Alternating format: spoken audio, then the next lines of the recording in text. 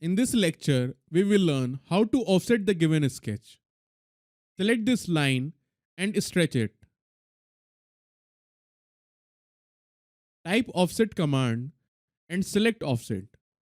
Right click and select through. Select the sketch and give 20 mm offset to the sketch. Again, select this line and give a 30 mm offset in downward direction. Again, select this line and give a 40 mm offset. Right click, enter. Now select this circle and give offset of 5 mm.